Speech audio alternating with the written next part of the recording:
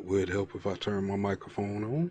What's going on, everybody? What's going on, fam? State Gang, True Sippers. Back at you with another one. You know what I'm saying? Some news I just ran across a minute ago. I saw a nice exchange going on and stuff, so I had to go dig down and go find this hearing that I had just saw the highlights for. This was about 8 days ago, and it was a hearing on the what is it, the Middle Class Borrowing Act, as far as housing and things like that. You know what I'm saying? I figured I'd bring this one to you. You know what I'm saying? This one might help out a couple of people know what's really going on. I believe they change these acts like every year, every 2 years or 3 years or so. You know what I'm saying? It's best to keep up with what the hell they doing. These some shifty characters here nowadays and shit. You know what I mean? I'm gonna try to be less hyped than I was yesterday. Yesterday I was a little bit hyped and shit. You know what I'm saying? I hate stupid shit. So when when I'm playing stupid shit, I'm gonna react to the stupid shit. You know what I'm saying? But Constant Mosley, hello, how you doing? You enjoying this? Why is my stream messing up? It is set the same way it was yesterday. I think I need to come back off the bit rate a little bit. But how you doing, Constance? Is you enjoying this heat out there today? If it's hot where you're at, I know it's what forgot what they said it is out here. I know it's almost 100 or so. Oh yeah, y'all gotta watch out for. It's some big storms coming y'all way. I think today or tomorrow. I believe that's northern Texas and eastern Texas, like going out to the Gulf, going over into what is that, Alabama, up towards Mississippi and stuff into the Ohio valleys and things like that. You know what I'm saying? Ask questions. Thank you for joining us and shit. Um, this was just a quick one and stuff. I was sitting back, you know what I'm saying, recapping a lot of this news and stuff popping up on my feed and stuff, and I came across an interesting one. This one is called the House rules on middle class borrowing protection act. It has a lot to do with home buyers and things like that. You know what I'm saying? This wasn't a long one and stuff. I was trying to plan for some other things and stuff because I'm starting to see that the chicken sandwich is back on the attack. The truth want to call it a conspiracy, but those who always call out a conspiracy are the easiest ones that's always fooled about everything. And from what I'm seeing, if you was really paying attention the last couple of years, this sandwich seems to be coming out every 4 years. It came out, and I hate to say it and put it this way, because everybody think that you're attacking th- this administration and things like that. I don't give a fuck what you think, but this is what the fuck I'm seeing. Um, 2016, this Popeyes had a chicken sandwich come out. You know what I'm saying? People went crazy for over a year in the streets, act doing dumb shit. They was mad about who was in office, all kind of shit. You know what I'm saying? This was right after the chicken sandwich was released.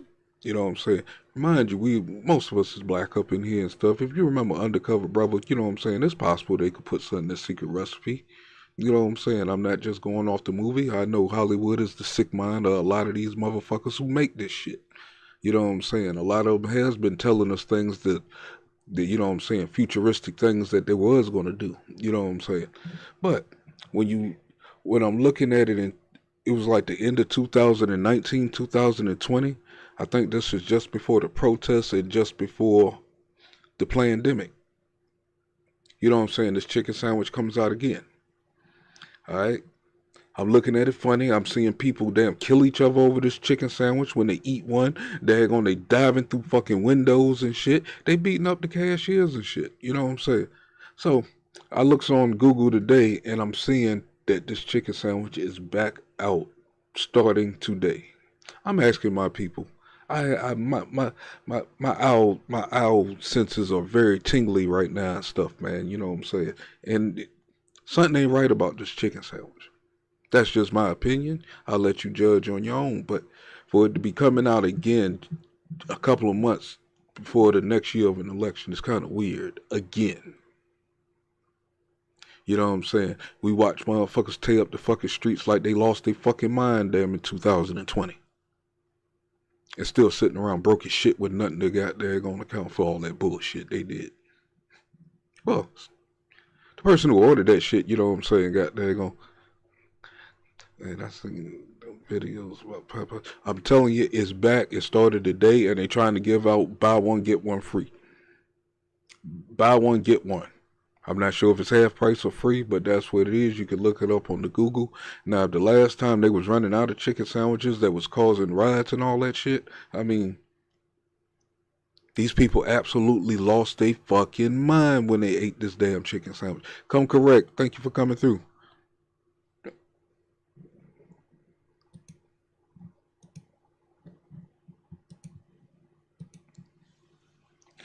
What you call yeah, but that's just what I'm noticing. The trend that is becoming like every 3.5, 4 years, this chicken sandwich is showing up right at the critical moment. I believe this chicken sandwich probably could have cost us our damn country because a lot of folks just wasn't thinking right. Look at the bullshit we in now. Tell me you was living like this 5 years ago. I was trying to get my own business started 5 years ago. I could, man, you could almost cancel that shit now. And can't nobody fucking keep up with that shit.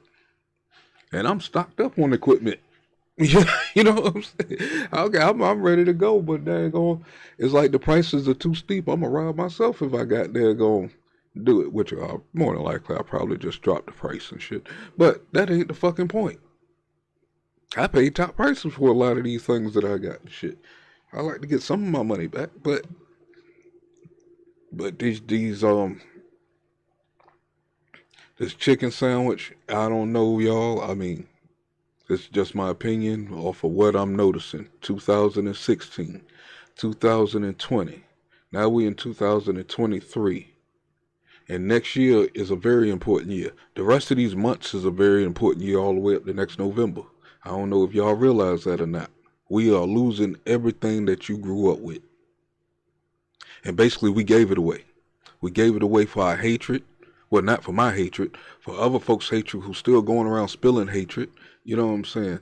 People won't listen. People want to keep calling everything a goddamn conspiracy and shit. If you just don't know, you just don't know. I refuse to call anything a goddamn conspiracy. The last time I called out what they call conspiracies and shit 3-4 years ago, 95% of my shit became true. Everything except for 5G and all that stuff. But see, that's what we failed to listen to the smart people beside us. Not even smart, just the critical thinkers beside us. But you be real quick to turn on the TV and listen to these lying motherfuckers and then spill this bullshit to everybody else and shit, making them stupid. Like you. You know what I'm saying? But I'm not trying to go off today, even though I feel like going off today. I gotta find something to make me go the fuck off. You know what I'm saying? But again, for those who's just coming in the room, we were just talking about that chicken sandwich, that Popeye's chicken sandwich and stuff going on sale again today. God daggone.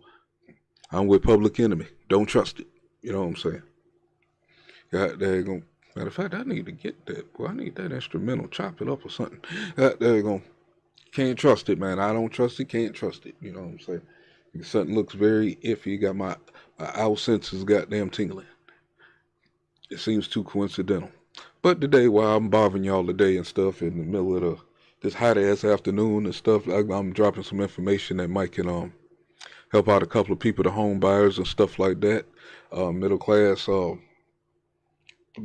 who borrows. You know what I'm saying? This is something I'm trying to learn about this as I go. So this is just something I saw. Maxine Waters looking real stupid when she was talking and stuff, trying to trick these white folks like how she tricked the black folks.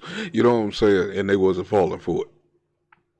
You know what I'm saying? This is middle class protection. No, Middle Class Borrowing Protection Act for 2023. It seemed like a very interesting topic, and I was just looking for something to talk about besides the chicken sandwich, and it was something else that I seen too, but. And I didn't want to jump into one of the other ones that I had in the cut because they kind of like 3-4 hours long. And I don't think I got the energy for that right now. But who knows? Day might change, the night might change. I might be full of energy tonight. When they think I be sleep when these shows going on, I don't be sleep. I be listening. They were clowning me last night. I heard that shit, but I was studying on some other shit. But State Gang True Sipples, we can't be stopped. So let's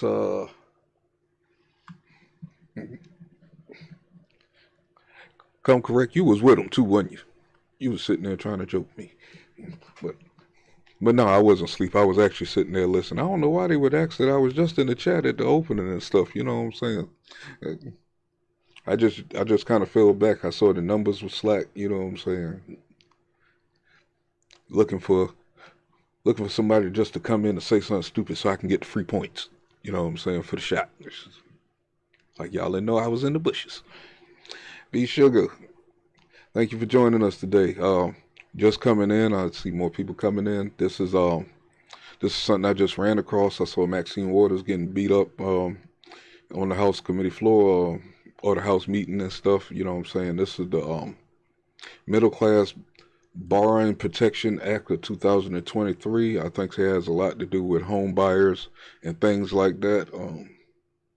I don't know too much about this topic. So if you don't know too much, I think we all on the same level. And let's get this work. Serious S, thank you for joining us today. As soon as I get this here, I don't think we're going to have too many problems with the glitching today. I think I kind of fixed it. I think I need to dial back my bit rate a little more so it won't do anything crazy. I keep seeing it trying to do something crazy, but it won't. But alrighty, let's get this party started here.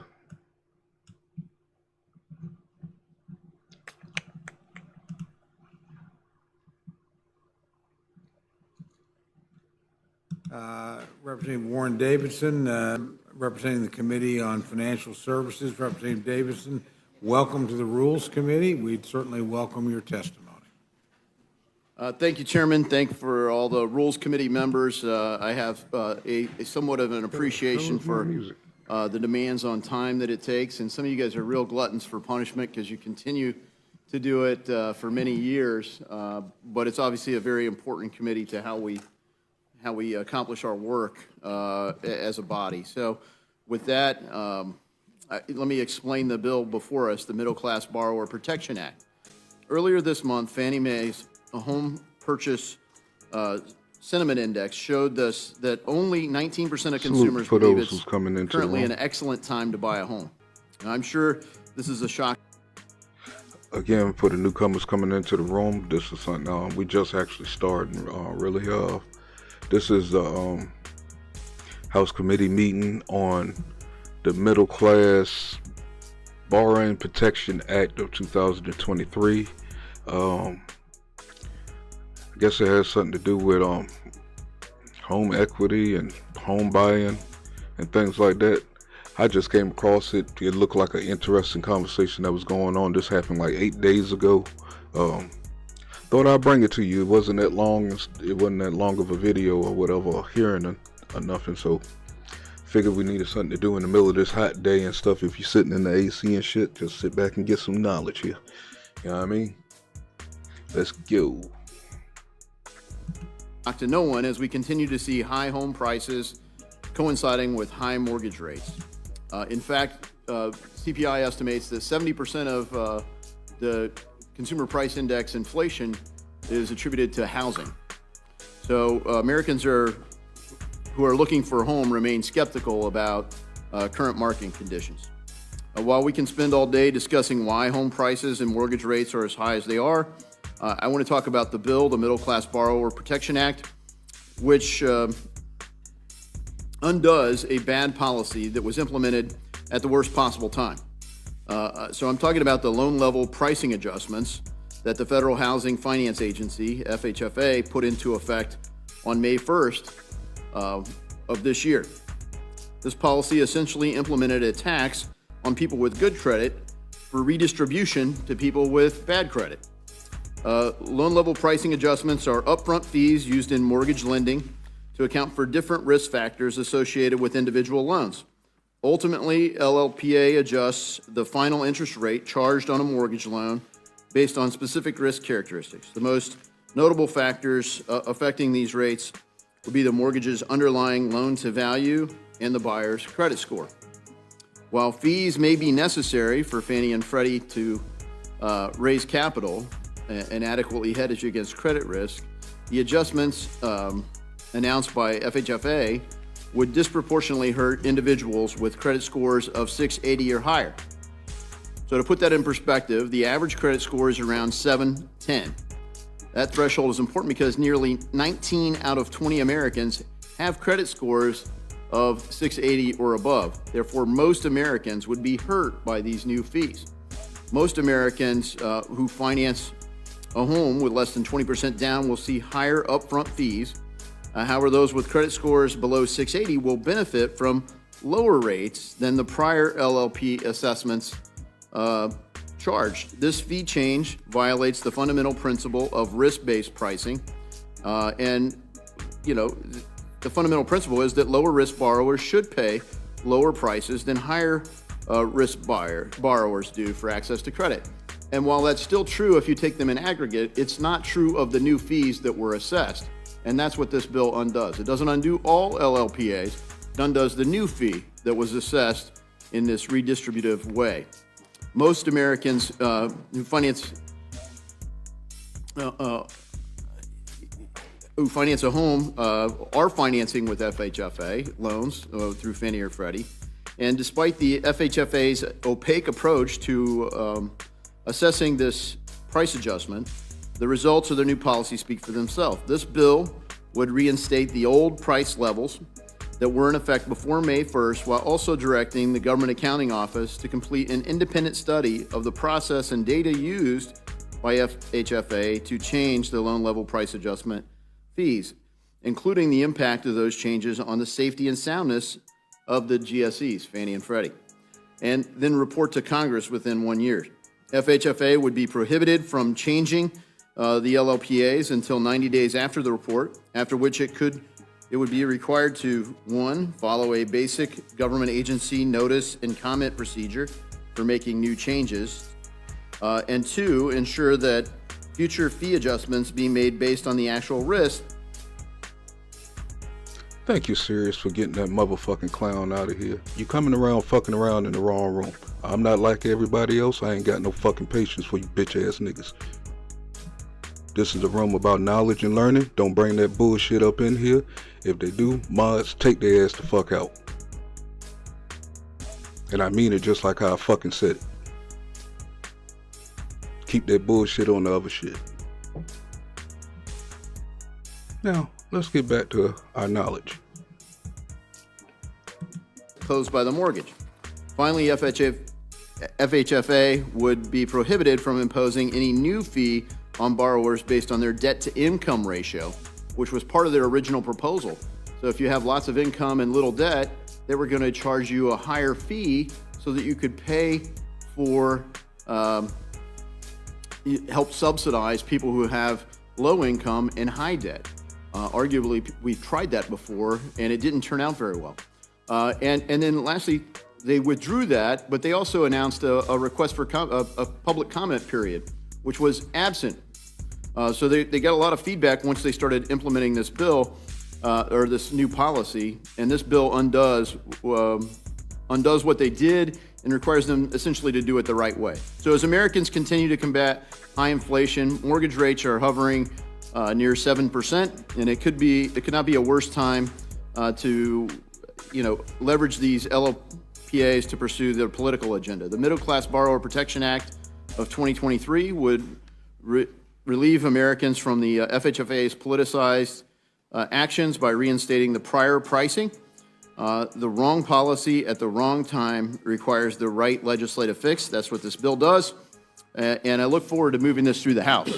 Now, we'll note, over the weekend, late Friday, the Congressional Budget Office came up with a score.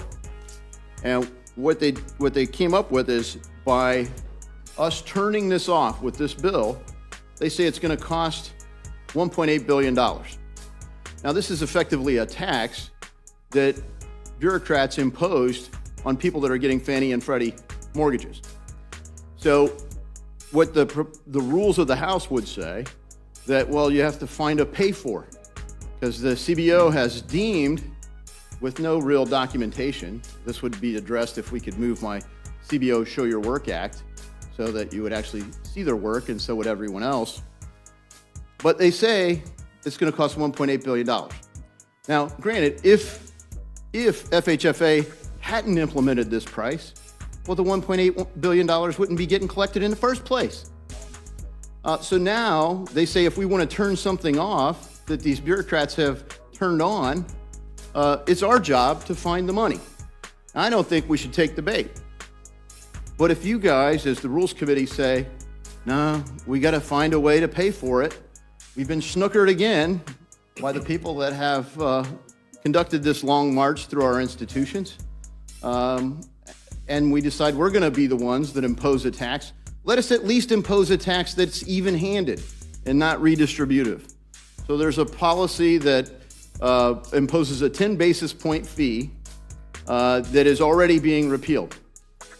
And this just adds one more year to it. And so for collecting that 10 basis point fee on LLPAs, on GSE originated loans, it would apply to every single person equally, 10%, 10 basis points, 0.1%. Extra for your loan, you could cover for it and actually net a little bit more money, like $5 billion for 1 year. I don't think we should take the bait, because fundamentally that means American people, again, 10 years out into the future, 2033, would have one more year of a policy that a lot of us probably don't even agree with. So as the Rules Committee, I guess the task falls to you as to how to apply the House rules. I found a pay for.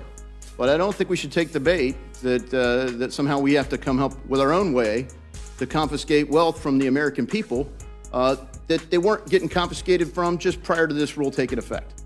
With that, I look forward to your questions. Thank you very much. Ranking Member Waters, welcome to the Rules Committee. You're recognized for your testimony. Thank you, Chair Cole and Ranking Member McGovern and members of the committee for the opportunity to testify today on H.R. 3564. Let me just start out by saying I'm surprised because this is a bill that is being described by Mr. Davidson that will really hurt middle-class families. Let me try and go through this to clear up some of the information that I think Mr. Davidson has shared with you. Unfortunately, there's been a lot of misinformation about this bill, which is why I basically call it the MAGA Housing Scam Act. Republicans claim it will help middle-class families, when in reality, it would do just the opposite. Now, this issue is complicated, so I want to take some time to break down this bill, H.R. 3564, would cancel certain changes made by the Federal Housing Finance Agency, or FHFA. FHFA is the agency that regulates Fannie Mae and Freddie Mac, also known as the enterprises. The enterprises guarantee single-family mortgages by charging a fee for this guarantee, known as a loan level price adjustment, or LLPA. The fee amount depends on loan and borrower characteristics, including down payment amount, income, and factors representing credit worthiness. The cost of LLPAs is ultimately added on to the home buyer's interest rates. Before Director Thompson took over FHFA, these fees were unfair because they charged middle-class borrowers with smaller down payments more than higher income borrowers with higher down payments, even when those middle-class borrowers had excellent credit. This made no sense because those middle-class borrowers were not riskier than higher income borrowers. They already purchased private mortgage insurance, which is required when the borrower puts down less than 20% towards the home purchase. That also protects the enterprise against the risk of borrower default. So, Those borrowers were unfairly charged more to cover their risks when they had already obtained private mortgage insurance. So you see what I'm saying? Everybody pays fees, and it depends on your Salute, E. circumstances. Brooks. Thank you for joining the us way today. these fees are calculated. For any newcomers in the room, this is the, I'm trying to get it right. I keep messing it up every time I try to say it. Middle Class Borrowing Protection Act of 2023. I think it has something to do with equity within houses. It has something to do with home buying. You know what I'm saying? The percentages and things like that. And it seems like this black woman here is trying to do some other shit, and they caught her up in the act. That's what drew me to this hearing. So I had walked away for a second. We ain't had no more disturbances, did we? Good. No disturbances. We try to keep it that way, you know what I'm saying? This is a knowledge room, you know what I'm saying? When it's time for me to cut up, I'll let y'all know. You know what I'm saying? There you go. I turn the fuck up. I mean that shit. But that ain't the time. So right now is knowledge time, and look like Maxine Waters is trying to push a fast one over the committee here about housing and stuff like that. So like I said, I'm learning as y'all learn. If y'all don't know nothing about this, let's get back to this line motherfucker here. If you have 20% down payment or more, then you don't have to have mortgage insurance. But if you have less than 20%, you have to have mortgage insurance. When you add the fees and the mortgage insurance, then you're paying more as a middle class person than a wealthy person. And so that's why I bring to your attention it's going to hurt middle income people. And let me further describe that. Whether it's with inflation or maybe it is not the income that middle class people should be making because of a lack of increases in pay, etc. Middle income people are oftentimes now more than ever having to get mortgage insurance.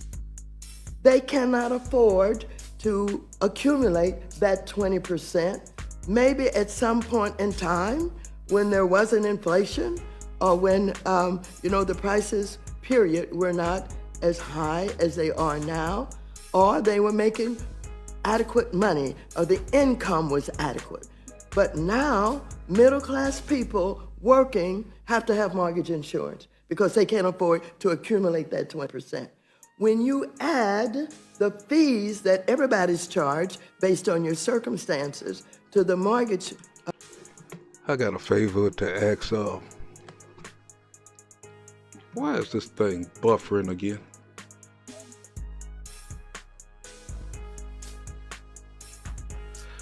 I'm not sure why it keeps going in and out, but I was asking any of my mods if you can grab that Cash App link, spruce it up and make it look presentable, and just post it periodically throughout the live. That will help me out a lot.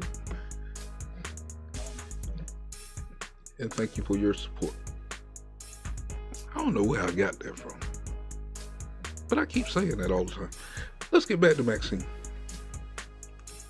Insurance, then you're paying more than that wealthy person who could afford to make that 20%. And that should be clear. So let me go on. Director Thompson's recent changes corrected this inequity to ensure that middle-class homebuyers who have worked hard to build their credit aren't charged higher fees, but because they aren't as rich as someone else. Unfortunately, you listen to Fox News, they launched a misinformation campaign claiming that FHFA was helping lower credit score borrowers at the expense of higher credit score borrowers. This is simply untrue. As I just explained, FHFA's charge. What the hell did she just explain? What the hell is she talking about? Why she get so...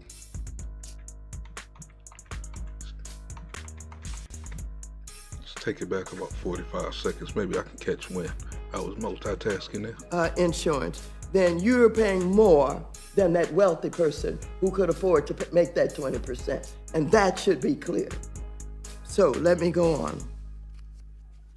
Director Thompson's recent changes corrected this inequity to ensure that middle-class homebuyers who have worked hard to build their credit aren't charged higher fees, but because they aren't as rich as someone else. Unfortunately, you listen to Fox News, they launched a misinformation campaign claiming that FHA. And most people don't know if they really don't know what middle class and all that stuff is, and you think that she's speaking for you, she's not. I believe middle class really starts at like over 100,000 or so. If you're not making that a year, they're never talking about you. But I could be wrong on the numbers. But I don't think 50,000, 60,000, that's middle class in our, how can I say, in our perspective of living as far as our surroundings. That might be a good price. Thank you so much, E. Brooks. What you call it? That might be, you know what I'm saying, 60,000. That might be a middle class, depending on where you staying at, what's around you and stuff like that. But the middle class that she's talking about is making a couple of 100,000. So she's never speaking for you, even though she got that face and act like she get on TV and her little 10, 15 second damn clips and shit they put on the news like she's talking for you. This motherfucker ain't never talked for you, goddamn. From what I'm seeing, she's stealing money and shit and giving it to her daughter. Y'all can look that up. I might bring that to you too. This is another thief like the women from BLM. She's sitting in this seat, damn, stealing money. Just like most of them are. I just can't blame her because I know somebody gonna come in here and point out other folks. I'm not talking about her, but she's the one that we can identify at the moment, that we know for sure she's stealing money. You know what I'm saying? They actually did a report on it, so I just can't stand this woman. I'm glad she changed her wig. That other one was just ugly. FA was helping lower credit score bars at the expense of higher credit score bars. This is simply untrue.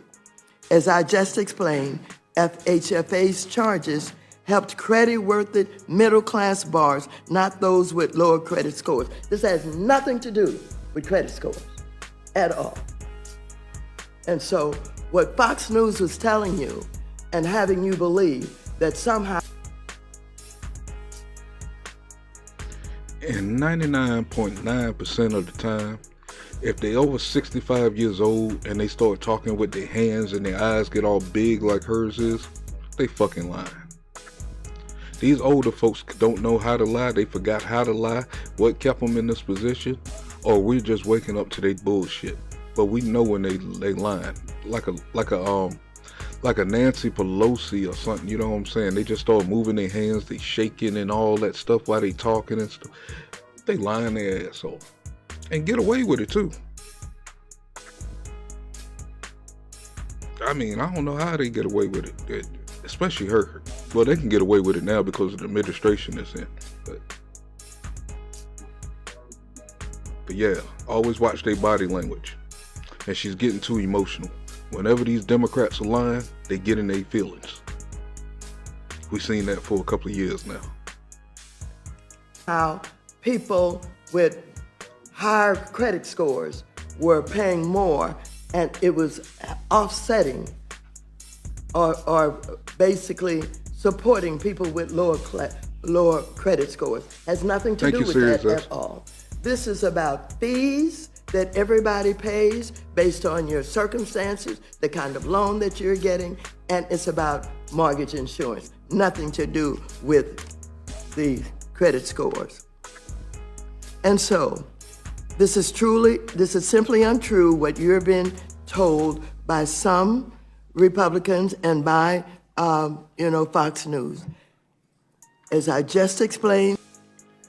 And anytime they make a direct point or direct their stuff to Fox News or Republican, they fucking lying. Not all the time, but majority of the time they lying. You know what I'm saying?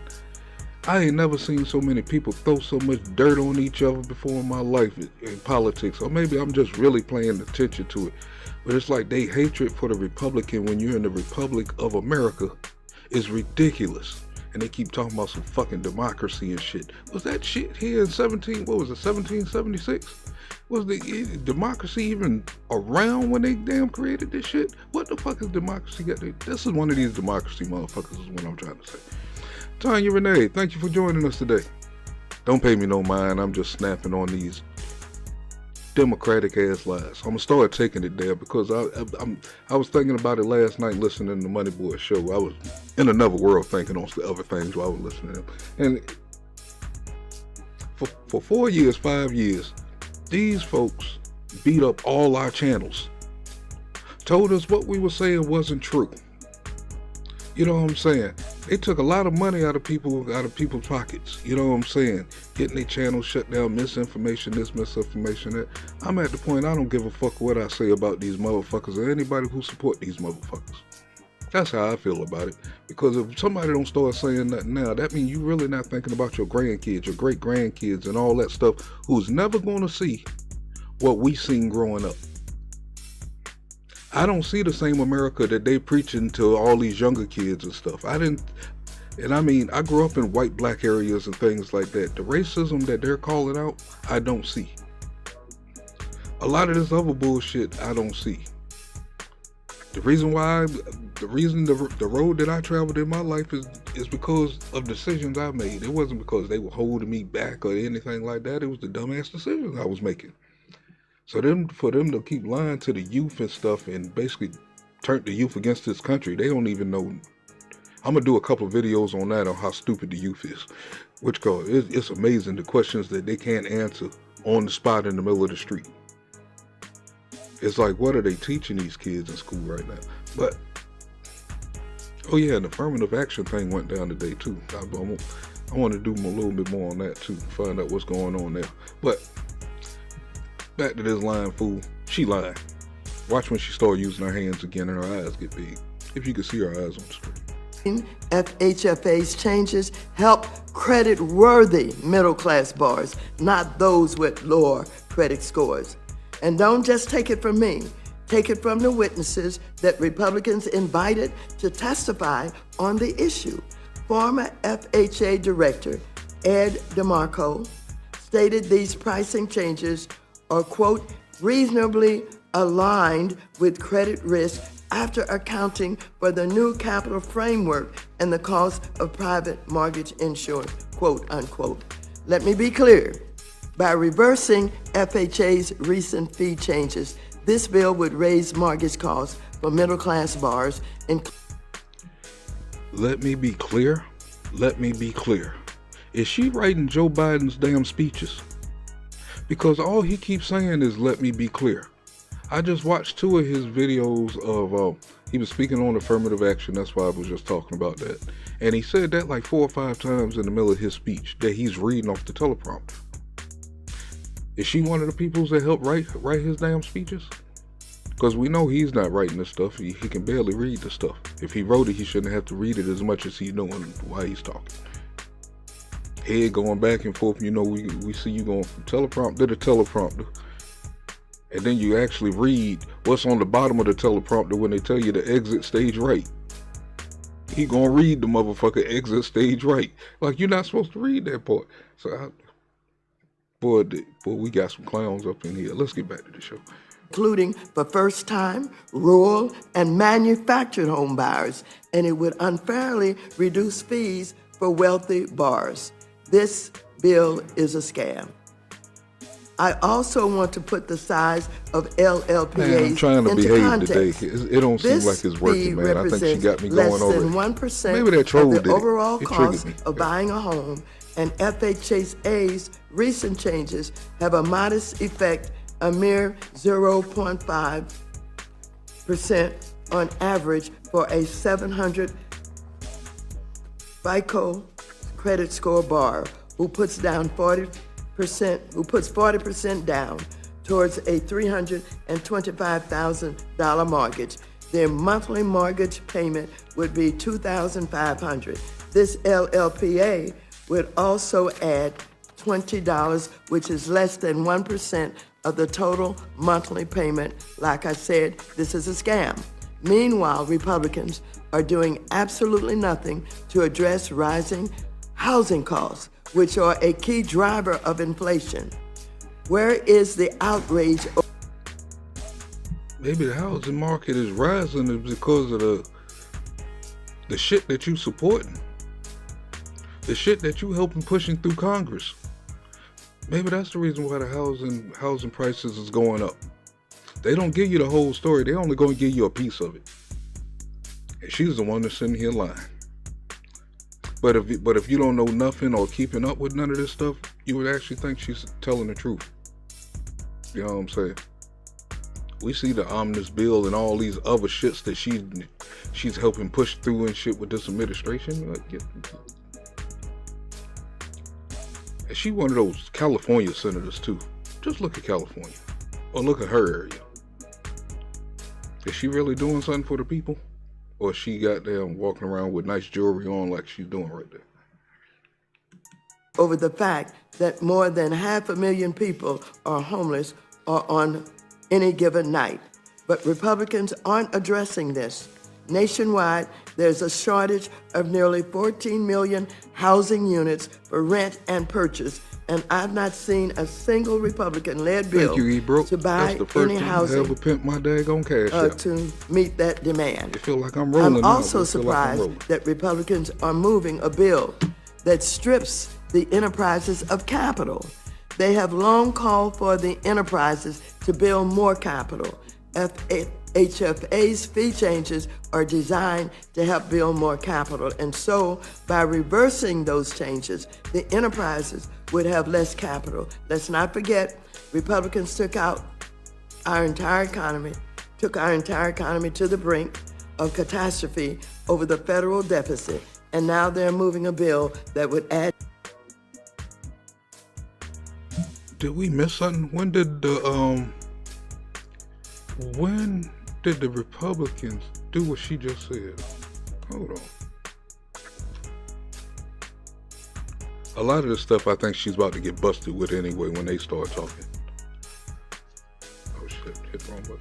The enterprises would have less capital. Let's not forget, Republicans took our entire economy to the brink of catastrophe.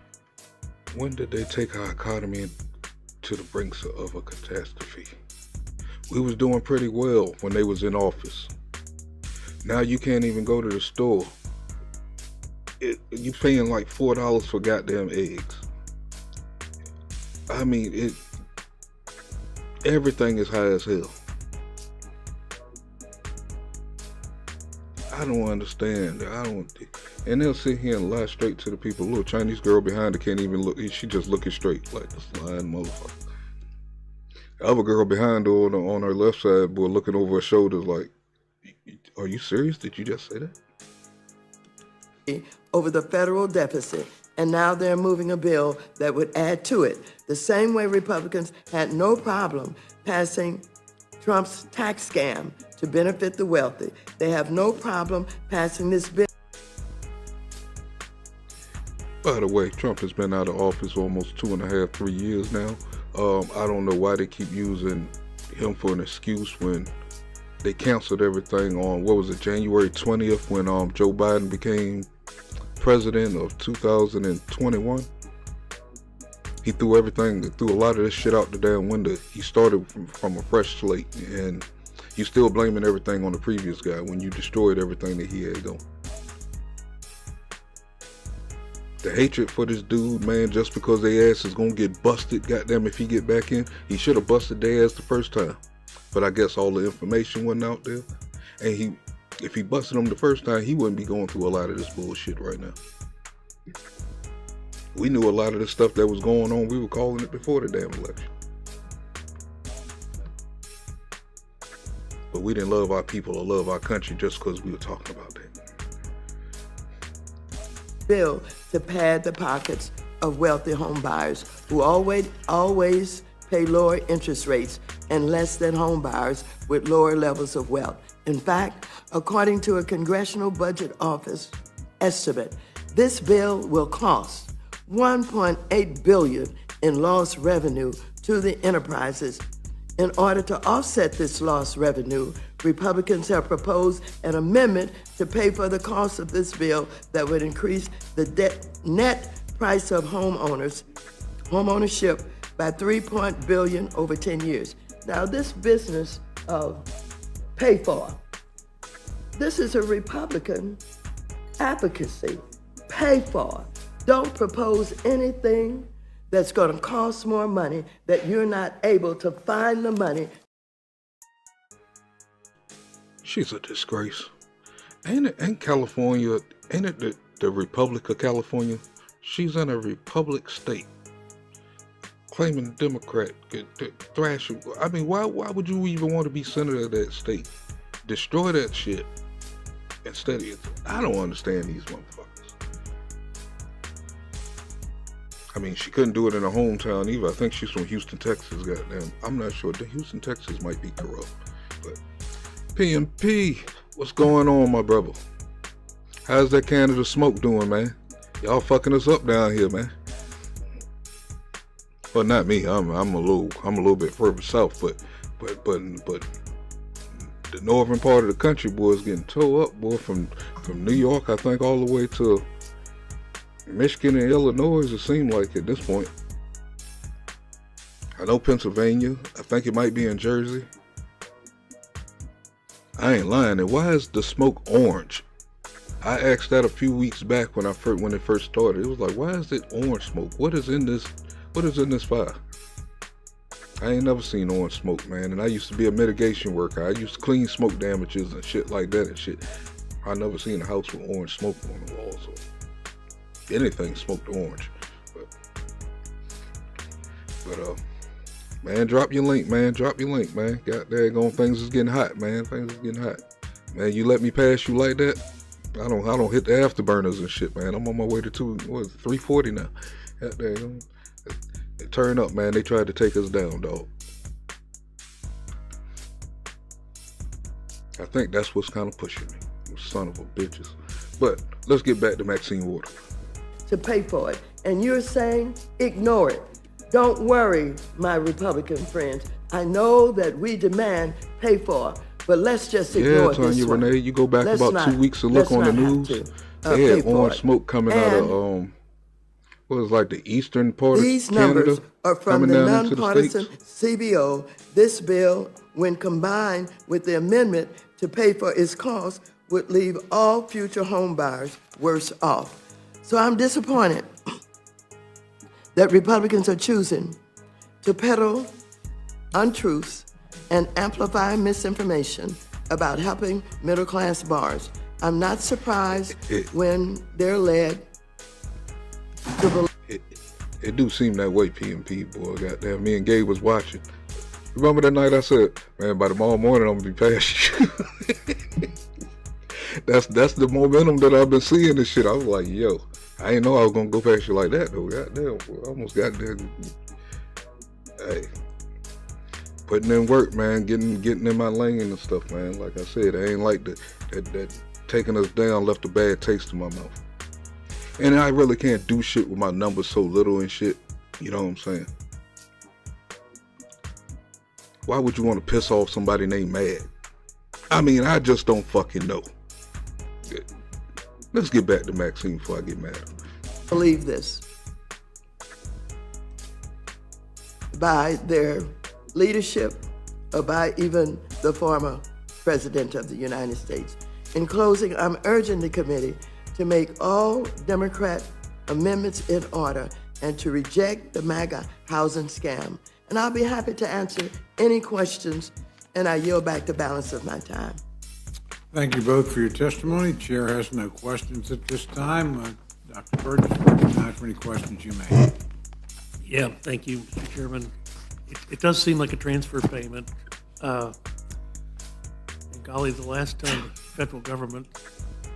Okay, y'all, I think this is where it starts getting good. You know what I'm saying? They're gonna, I guess, rebuttal against Maxine and what she was saying. Let her be clear. You know what I'm saying? Let's see if she was really clear. Got involved in 2007 or 2008. I recall it being pretty unpleasant. So, Mr. Davidson, is there any reason to have that concern? Well, when Director Thompson came in, she highlighted part of the reason that they wanted to raise revenue was to get more capital into Fannie and Freddie. And frankly, if they don't get more capital, they can't exit conservatorship by the standards that have been proposed. I will note that we are waiting for Treasury Secretary to provide a plan to get out of conservatorship that was due in September of 2021, and we still don't have that. So we will continue to address that with Treasury, but they haven't been able to say, well, how much revenue would be collected by this? Maybe now that they have the CBO score, they'll know that for 2 years, 1.8 billion, apparently, because turning it off would cost us money that they want us to make up.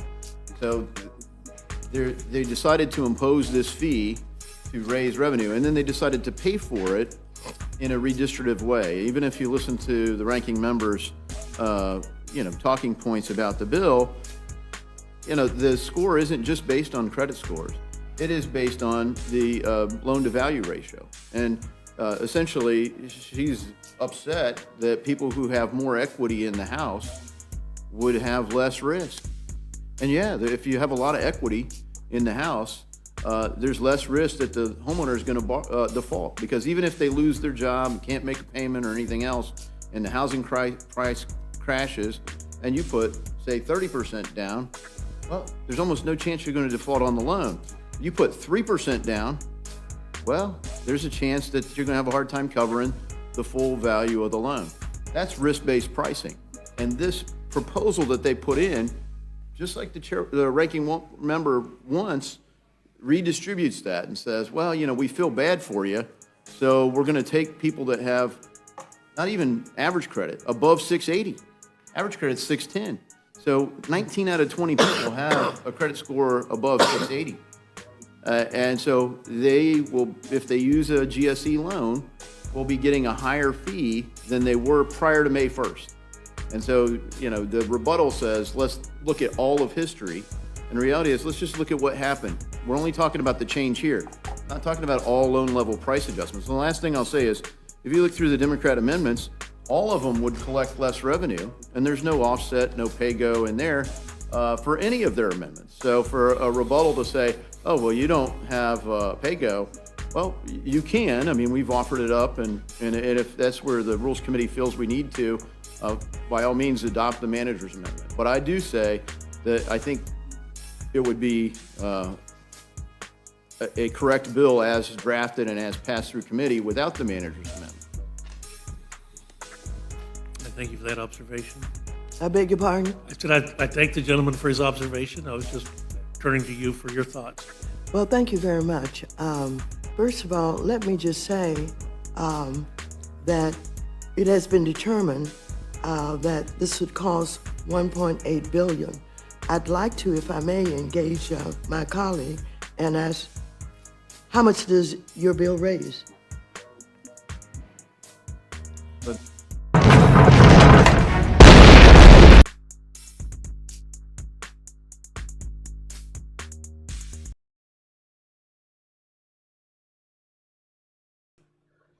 Look like it's about to get interesting right there. Let me get through this commercial real quick here.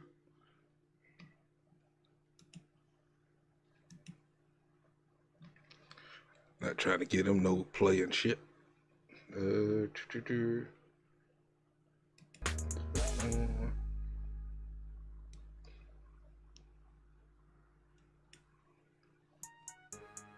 Drafted doesn't raise any money. As proposed with the manager's amendment, we estimate between $3 and $5 billion, but it depends on the flow. And as we see in the market today, lots of people are choosing with the higher rates to not pay the fees that come with Fannie and Freddie mortgages and they're choosing Federal Home Loan Bank mortgages. So with the amendments. So if you had 30% of the market PNP, they choosing, using more than just the wall, boy, to you know, fund the GSE money. mortgage, that's different Man. than what we had just prior to this rule going into effect, which is around 60% of the market was choosing Fannie and Freddie, and now you're seeing behavior change as rates are rising. Why does your amendments, the manager's amendments, They funded money the wrong way. I think it's one group that I came across the other day. One government group, man, misplaced like $6 million or $6 billion and shit. They don't know where it's at. I wonder who the fuck they paid off to do their dirty work. Yeah. it's raised 3 to 5 million, billion, I'm sorry. Well, because we have a pay-go rule that says if the CBO deems something, then we have to pay for it. Yeah, but why, the CBO says 1 billion even, which is, and you're saying your amendments are 3.5 billion, why? Because we just add 1 year to the 10 basis point charge that came on to help raise capital. And if the goal was to raise capital requirements by Director Thompson, she had two prongs to her proposal. First was this debt, this redistribution based on credit scores. Not on credit scores. And the other part was the redistribution based on debt to income. They withdrew the debt to income, and so we don't know for sure where they're going to come up with next to raise revenue if they really do feel So like they have to. you have amendments higher than. Yeah, maybe I better just reclaim my time. Okay, Fascinating discussion, and I appreciate both of you being here. Okay, thank Chairman, you. I'm going to yield back. thank you. Thank you very much. Ranking members recognized for any questions you may have. Well, thank you, Mr. Chairman. First of all, I just want to associate myself with Ranking Member Waters' remarks. I don't represent a district of the rich and famous. The majority of people in my district are in middle income and struggling in the lower incomes. And the way I understand. Actually, PNP, it might be a little bit worse than that, man. When the show first started, man, me and the chat was discussing this Popeye's chicken sandwich. A lot of that money might have went into ingredients. Because these folks is going to be acting wild, boy, in the middle, right here, summertime again. That chicken sandwich is going to come out and motherfuckers are going to be acting a goddamn fool. It's going to cost us everything again. I'm just saying, that's just my opinion. You might not agree, you might think of other things to say, but me, from what I'm seeing, that chicken sandwich 2016, 2020, now 2023, it's some odd years for this shit to be coming out. You know what I'm saying? And every time we see nothing but protests and riots following right behind it coming out, and then they want to buy one, get one. The last time this came out in 2020 caused a riot because they ran out. So how in the hell you get this much extra chicken knowing that the wave that came before? And by the way, I did a special on chicken sandwiches. Y'all go check that out. You know what I'm saying? I'm not touching one of those suckers. I make my own chicken sandwich. Shoot. Even for the people with the chickens in the yard, make your own chicken sandwich. Don't go to no goddamn Popeyes yet. And this bill, the impact on them is that it would increase mortgage fees charged to middle-income borrowers and decrease fees charged to wealthy borrowers. And the way I look at it is it makes it harder for middle-class Americans to purchase a home, and that's not why I'm here. I'm here to help try to assist my constituents, and let me just say that for the record. I just want to say you're the second panel, Mr. Davidson. They came up here to kind of essentially bash CBO, I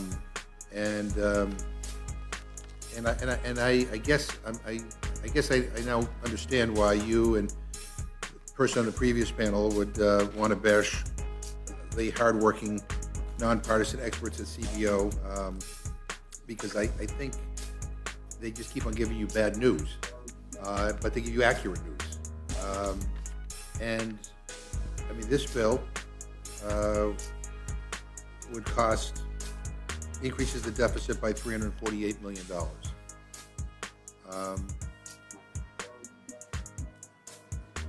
No, I'm sorry, this bill would increase it by $1.8 billion, I'm sorry. The previous bill that we have would increase the deficit by $348 million. HR 1, which you guys brought up, the Lower Energy Costs Act, would increase the deficit by $0.4 billion. HR 2, the Secure the Borders Act of 2023, try to stay cool out increase the there, deficit by $6.1 billion. thank you for coming through, HR joining us. 23, the Family and Small Business Taxpayer Protection Act, would increase the deficit by about $114 million. The bill we did on guns last week would increase the deficit by $506 million. You guys like to spend and don't really care about the impact on our deficit when it's on things that you like, but you pick and choose when it's spending on things that that help people. You all complain, and I just pointed out because we just went through this ordeal where some of your members kind of revolted and insisted that we come up with this deal in order to increase the debt ceiling, as if somehow spending is so out of control and you need to control it. I just gave you an example of a number of bills, including the bill that we are dealing with here today, in which you are adding, huge amounts to our deficit. And I want it to be part of the public record because I think there's an inconsistency and even a hypocrisy here. With on one hand saying, the deficit is out of control, and then we go down this road where we're being asked to ignore the deficit as if it somehow doesn't matter.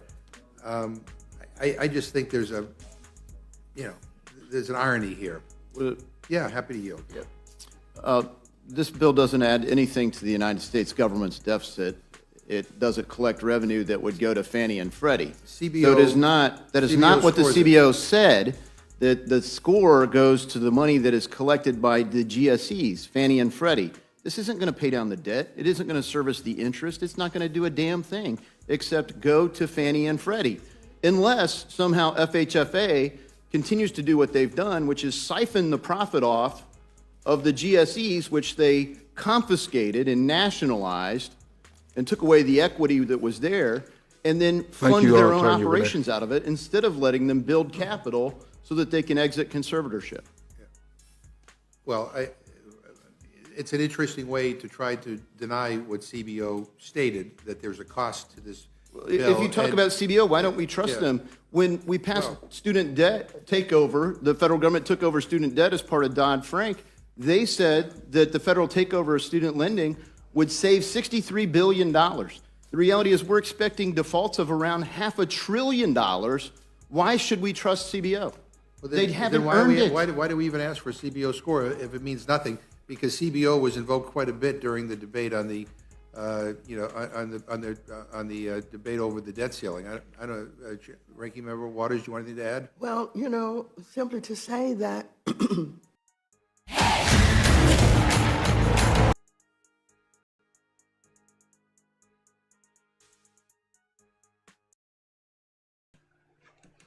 All right, they're throwing too many damn commercials. I should have switched to my other account. It's like I'm paying for an account that I don't even use. The no commercial, nothing and shit. And that's where all my news is at. I'm on my this damn account, and I ain't getting all the news I should be getting. I'm just thinking about that. Yes, I did. 6ix9ine. Thank you for your support. Thank you so much. Thank you so much. Oh yeah, definitely get this equipment rolling. You know what I'm saying? Get my green screen up and stuff. Maybe finally get my face really on the screen. I have been hanging low for a few years and stuff, but not hanging low like that. But I'm talking about on YouTube and stuff, just using the icons and things like that. Oh, one night I might just pop out. Surprise y'all like Gabe did, you know what I'm saying? If you dig hard enough, I'm out there though. But Maxine Waters is about to lie again. let's get to her. Do everybody understand what they're actually talking about? It's like, it sounds like we're being overcharged. That's the main scope of what I'm saying. It's like we're getting just overcharged on everything, including housing. It's like they find little loopholes to pimp us out of.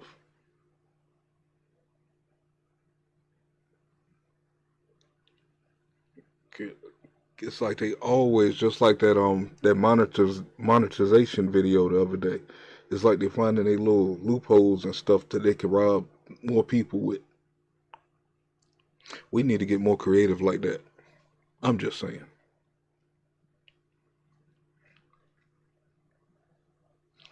Oh yeah, Mookie was up in here. Mookie, salute. Thank you for coming through.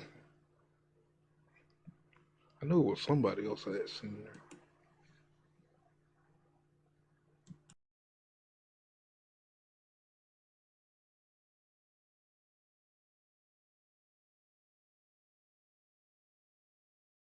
Come in and say, let's just ignore. Really, borrowers. This is a pretty hefty, huge amounts to our deficit. And I want it to be part of the public record because I think there's an inconsistency. $3 billion. The reality is we're expecting defaults of around $500 billion. Why should we trust CBO? Well, They haven't earned it. I messed that up just then. I think I got us back on track. The Just CBO was invoked quite a with bit the guy during just the debate snapped on the, and got real loud. on the debate over the debt ceiling. I don't. Yeah, we back on Ranking track. Member We back Waters, on you want anything to add? Well, simply to say that we all abide by pay for now. I mean, led by Republicans. I mean, I don't like it, but that's what we do. And I'm shocked to have Mr. Davidson come in and say, let's just ignore it in this instance. We don't have to agree to pay for it because of, I have my thoughts about what I think this bill is, and what I'm trying to do is convince other Republicans that somehow wealthy people are being charged a lot more money to offset what they're not getting from middle-class people or people with less money. I tell you, all you have to look at is you have to look at those who don't have a 20% down payment. They get mortgage insurance. And right now, and before this change, the cost of their fees and mortgage insurance was higher than what people who have 20% or 30%. And now this equalizes everything. And guess what? It doesn't cost $1 billion. That's your bill. Well, let me just, I ask unanimous consent to insert into the record the Congressional Budget Office cost estimate based. That's an evil ass woman right there, boy. Boy, she can play the next Wicked Witch in some damn Wizard of Oz black remake that they're gonna do. Basically stating that this bill would add $1.8 billion to the deficit. It's here in black and white. Maybe you don't believe your eyes, but it's here. That's what they say. And you add that to all the other bills that we're told, don't worry about it. We're not going to trust the CBO.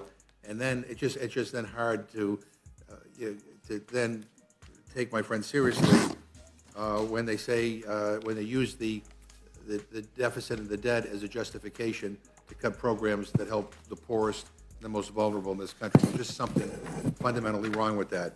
And on this bill, again, the way I understand it, is that it would increase mortgage fees charged to middle-income borrowers, but decrease fees charged to wealthy borrowers. This is a pretty hefty price to pay. With that, I yield back my time. Thank you, gentlelady from the. I kind of thought that's what it always was. The richer pay less, and the less fortunate pay more. That's how it's always been lined up. So I'm not sure what they're trying to do. Are they trying to correct this? Because if you listen to Maxine Waters, you're just going to be confused. When you start delivering with that kind of, all right, 6ix9ine, and thank you. Thank you for joining, and thank you for hitting the Cash App. Thank you so much. But I'm not sure what they really trying to do. Are they trying to get rid of that and trying to make everything equal, where everybody's paying the same thing? Because they also mentioned that too.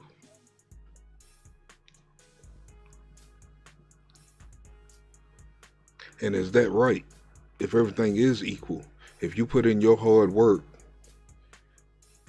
can't handle the truth. Thank you for joining. If you put in your hard work and you're wealthy, shouldn't that be a benefit for you to pay less? Because I mean, you did get that high, or should you be paying more if you're wealthy? But I know damn well that people who's not so wealthy shouldn't be paying more than who the wealthy really is. That's fucked up. Minnesota is recognized for any questions she may have. Thank you, Mr. Chair, and I guess I would just like to say that, everybody's talking about this 1.8 billion. I think what we need to point out is this would save home buyers $1.8 billion if it is the case that it is, because someone's seeing an increase in their fees if there is this kind of, and so this would save that money from those home buyers. But I guess I'm just wondering, Chairman Davidson, if these changes, from a lender's perspective, because, we got to think about that, does it affect the risk of lending to a less creditworthy individual from a lender's perspective? Yeah, I think that when you look at the concerns that were in the market, the ones that they really had concerns about were the debt-to-income ratio, because that clearly affects lower-income borrowers. The reality is, this you don't even really know what the income level is based off of this, because you can have people who getting by paycheck to paycheck, and they're responsible. They're low-income borrowers, way below the median, but they paid their bills on time, and they live on less than they really need to get by. They just meet their needs, and that's it. So they have great credit scores. You have people that have low income and 800 credit scores. On the other side, you could have people that have lots of income, and because they can afford to be somewhat irresponsible because they got a lot of income, they got a lot of cash in the bank, they might not pay their bills on time. There might be all kinds of irresponsible behavior, and they wind up with terrible credit scores.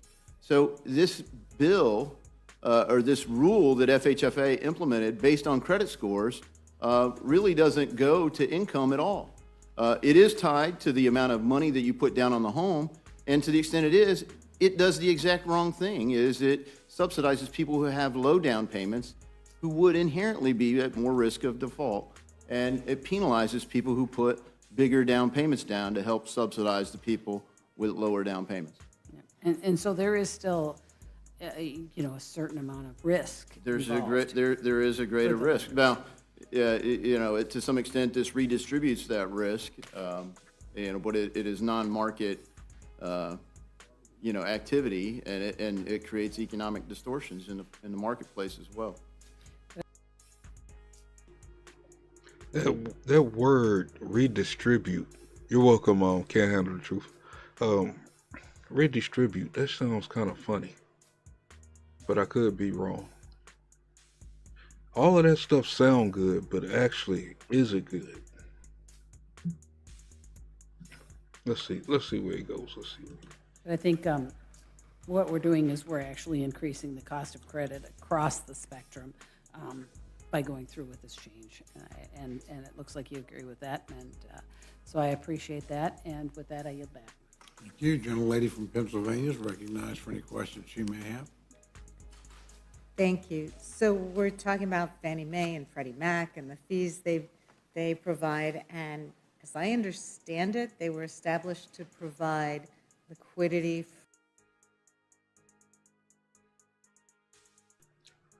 I just noticed the buffering over there on the screen. I don't know why I keep doing that. Is my music not loud enough again? Seems like when my music ain't loud enough. Okay, yeah, it jumps. It's buffering again. It gotta be something on my computer this time. I don't think that's too much what you call DVR is turned off. Cherokee, thank you for joining us. This is the Middle Class Borrowing Protection Act of 2023.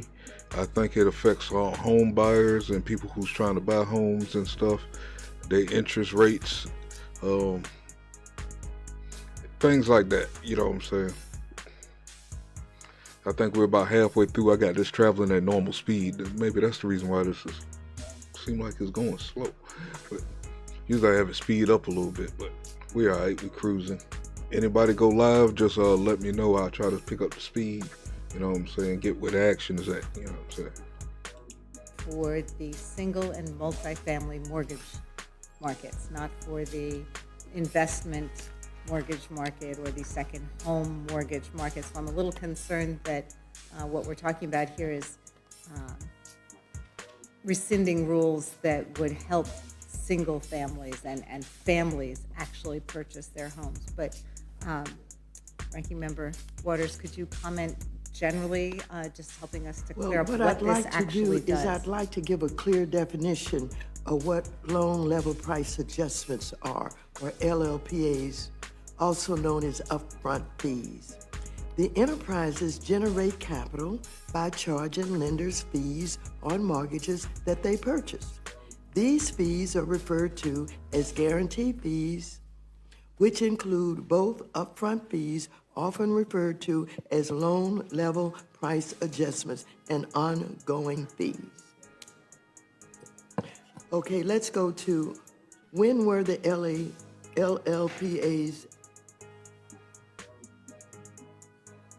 created and how is the fee level determined? FHFA first implemented LLPAs in 2008 in order to help the enterprises raise more capital. LLPAs are charged to lenders by the enterprises for each loan that they purchase and are passed on to borrowers as part of the cost of originating enterprise-backed mortgages. These fees are charged based on the loan type and characteristics of a borrower's credit profile, such as loan to value, that is LTV ratios. Question: what are the effects of LLPAs on borrowers? For the last decade, LLPAs resulted in lower wealth and lower income home buyers being charged more for a mortgage than wealthier home income buyers. Director Thompson's changes undo this inequity by eliminating subsidies long applied to wealthier borrowers at the expense of borrowers with lower wealth. And so, again, I tell you where the higher charges came from, and I'll reiterate. When you are evaluated, and everybody pays according to their circumstance and kind of loan and everything that goes into that. When you don't have 20%, as a lot of our middle income people don't have anymore, you have to have mortgage insurance, but you still got to pay your fees that have been determined. And so when you put that fee from the mortgage insurance on top of the fees that everybody have to pay based on their circumstances, you're paying more than the people who may have had more money down when they paid, and this equalizes everything. I think on that we agree. It is redistributive, and No, I it's understand you like it, and No. we don't. Just No, it's not. reclaiming my time. There's no question here that folks who are lower income homeowners, these are still people who are creditworthy, correct? They're creditworthy. So that's why I started out by saying this hasn't anything to do with credit score. Okay. They are credit worthy. They just don't have 20% down. Okay. And then they have to get mortgage insurance on top of the fees that everybody has to pay. And so that means that they're paying more than, the wealthiest people who had 20% or 25% payment down. That's all it is. So there are policy choices that are being made here, and the policy choice that this rule would revert to pre-2008 recession is one that encourages home ownership over perhaps investment or second homes. Absolutely. So it's not subsidizing No, wealth? no. Okay. So that it is not subsidizing wealth. Yeah. Okay, that does seem to be a consistent theme in the bills we've seen here. When there has been a cost to the federal government, the bills that we're seeing the House majority bring forward consistently provide for corporate welfare, tax breaks for rich individuals, et cetera. That is true, serious. But actually, is it helping them? I've seen a lot of those programs and stuff, and it sounds like a lot of this fine print that they talking about usually catches them in the long run. And I mean, they be building up whole communities. They'll knock down a project, put up all new houses, put people up in it. You know what I'm saying? You go out there 5 years later, it's never the same people who moved in. It's like they can't hold on to this stuff for some reason. Are they helping out the wrong people? Or is it a lot of this bullshit that they talking about actually messing people up while they get rich and sit back here and just conversate? Because ain't no way in the world Maxine Waters drew up this other plan that she's talking about without her getting some kind of percentage on the back end off of it.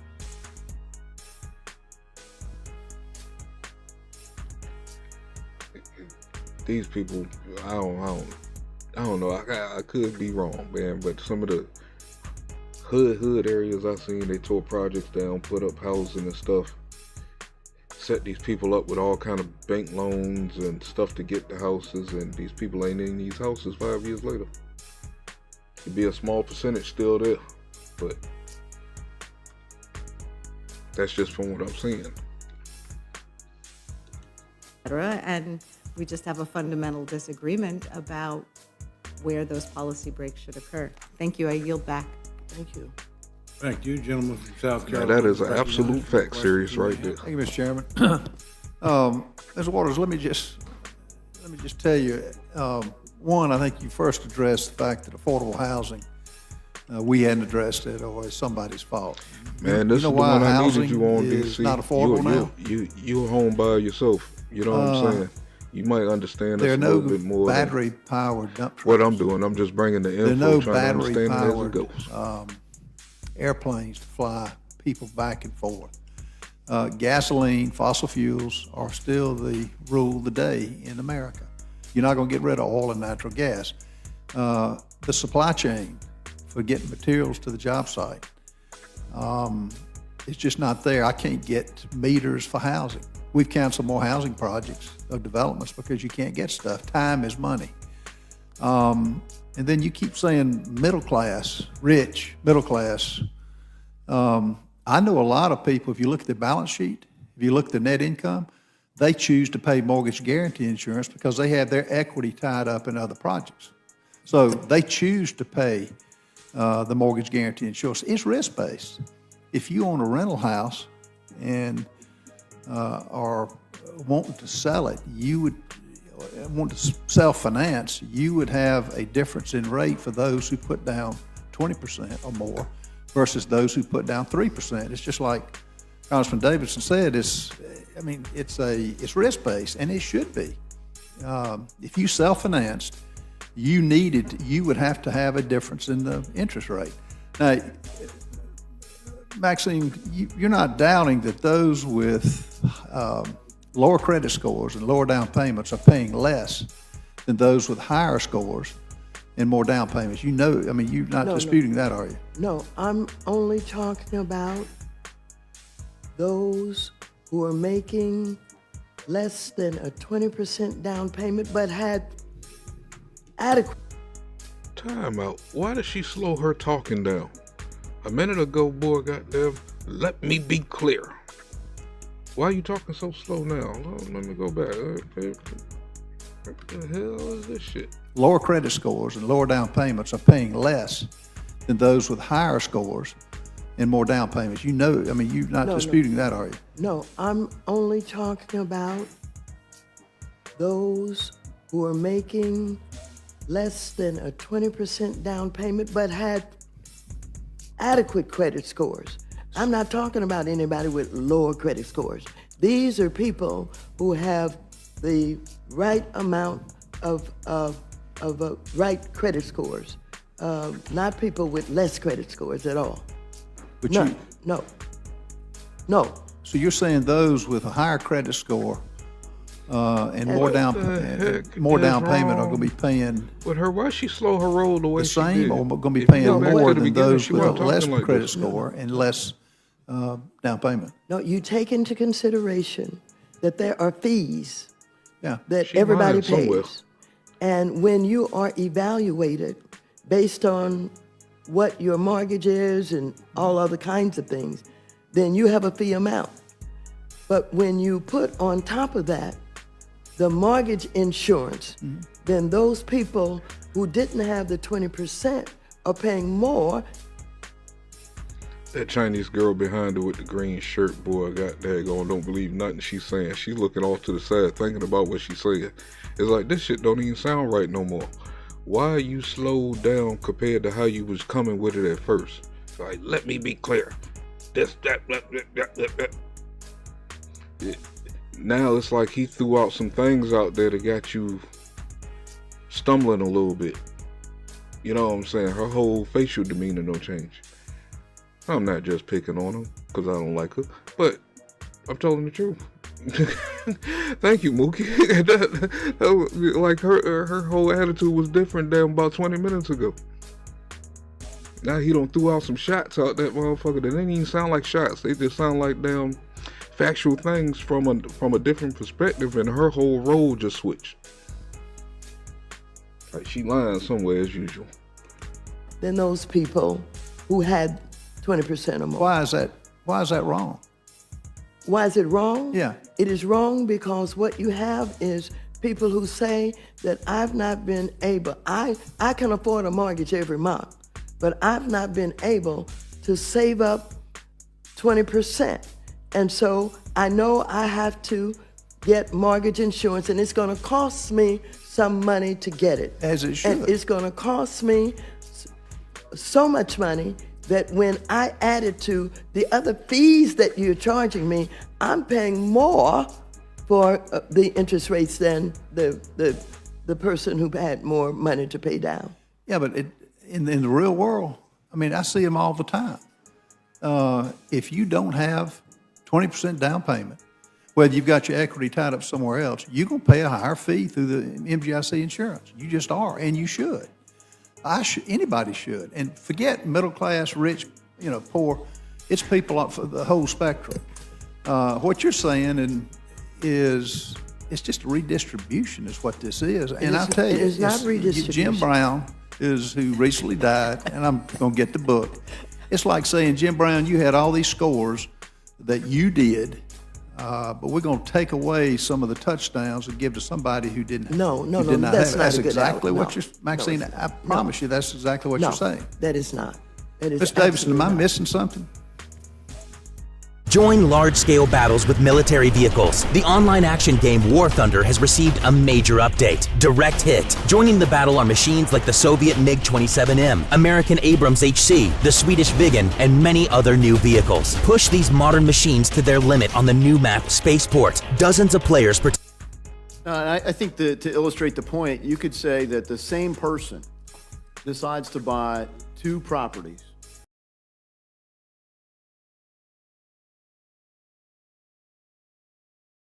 One of them is going to be, he's going to put $50,000 in cash down on it. My and bad. get a separate I tried mortgage. to catch that commercial before it happened. You're going to man. pay I a was in there lower fee grabbing because some you iced got tea. 50% equity in the deal. Had to The other turn into one, he just OJ puts at the the minimum airport down, just a second. 3%. And if you look at the table that we submitted in here as part of this, if you're only putting 3% down, you do have to buy mortgage insurance, right? Because you should. The risk of the default, even for somebody who's multimillionaire, on the property that's got $100,000 mortgage in it and only $3,000 down payment, you owe $97,000 on a $100,000 house, your risk of that mortgage is much higher than your risk on a $50,000 mortgage on another $100,000 property. The same borrower, same person, two different properties, they have different risk, and they should be priced differently. has nothing to do with the income of the person, but the way that they created this table, it is also tied to your credit score. And that is the other part that's redistributive. It is bad policy. It wasn't well thought out. And our bill simply says, go back and think about it the right way. And we give GAO the mandate to go and do a study. And so then you have to do the rule notice. You know, they did this the wrong way. They implemented the policy, and then they got a bunch of pushback from the market, and they said, you know what, we should get feedback from the public. Well, no, why don't you get feedback from the public up front and then implement the policy? Because we could have told you this was a bad idea, and the minute that we did, they dropped at least the worst idea, which... Hell no, they don't never come to the people first. They whip up this bullshit, then lie to you to get it passed through. Instead of just coming straight up front. Was the debt to income portion. They continue to cling to this idea that it already took effect May 1st, and this bill just turns that off. And the idea of turning something off that shouldn't have been turned on in the first place creates some obligation for us to pick up the tab. It's not adding to the deficit. It's a bad score. And at a minimum, the CBO should have to show their work. So I hope it helps build one more piece in the evidence file while we eventually pass my CBO Show Your Work Act. Well, I just say we deal with this all the time, and I can't tell you the number of high-income borrowers who've got terrible credit scores. They get, for whatever reason, they make a lot of money. They don't pay their bills on time. I will tell you that hourly mechanic who works with us, he got a perfect credit score. Now, he can't make, for the inflation and the things that this administration is doing to this country at this time, no, he's stretched thin now. He pays his bills on time. Now, he couldn't afford that mechanic I'm talking about couldn't afford a 20% down payment. It's just things are tight now, but he goes into it with his eyes open. He pays a fee, just like that physician who overspends. If with a terrible credit score, he's going to have to pay a higher fee. There's no difference in credit card fees. 36% credit card fees are there because it's risk-based, and you don't have a mortgage. You don't sign a mortgage on a credit card. You walk away. And as Warren says, it's just no incentive. Those who put less down payment it's easy to walk away from. No fault. I mean, and you take that risk if you have the particular property. Will the gentleman Oh, yes, ma'am. yield? The problem is that LLPAs are double charging borrowers for risks they're already paying to cover, with the mortgage insurance. Don't forget the fees that you pay. I get that. Takes in consideration risk. Give me an example. Okay? You walk me through an example of what you're talking about that's unfair. Show me two scenarios. Well, there are a whole list of fees. Let me see they're them. going to do. We have a list of fees? I'm still laughing at how she don't slow her roll down and trying to talk all nice now. He must have hammered you with some shit. What happened to all that big Republican shit? Republican line, Fox News line. What the fuck they got to do with the damn bill? Everything should be in black and white. What the hell? The hell the news got to do with this? Your news lied to us about a lot of things for y'all. I mean, but she has slowed her roll, boy. No, I'm not talking about, I know the fees. Yeah. I'm talking about give me two borrowers. But Give me, no. But this you have to take into consideration. When you are, here's some factors that determine the LLPA fee amount. Now, everybody has to pay these fees, right? And they take into consideration a lot of things. The purpose of the loan, such as to buy a condo or an investment property. I get that. Loan features, such as a fixed rate mortgage, borrower characteristics, everything. Amount of down payment, credit score, whether the borrower received housing counseling, first time home buyer. All of this stuff is in the fees that are charged. And so when you don't have 20% down, you still are being judged in these fees because there's some risk that they have calculated and they have determined. So you're paying for the risk in the fees as they're calculated, and then on top of that, you have to have the mortgage insurance. And that means that you're paying more for your mortgage than the person who paid, 20% down. It's equity. It's equalizing. It's redistribution. Now, look. Maxine, is redistribution's all you're talking about. Just a moment. No, redistribution is a $180 billion bill that taxpayers are going to have to foot the cost of. Listen, even if you don't like the way it works, even if you don't think it should work that way, I don't believe that you believe that you shouldn't have to pay for it if that's what you're going to do.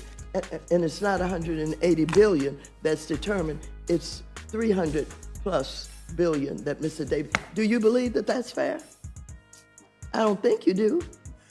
Maxine, You don't want to increase the debt. okay, on the debt part of it and on who, let's get the examples you gave me. Oh, you didn't really give me two examples of what's fair and what's unfair to walk me through a scenario. I get the MGIC insurance.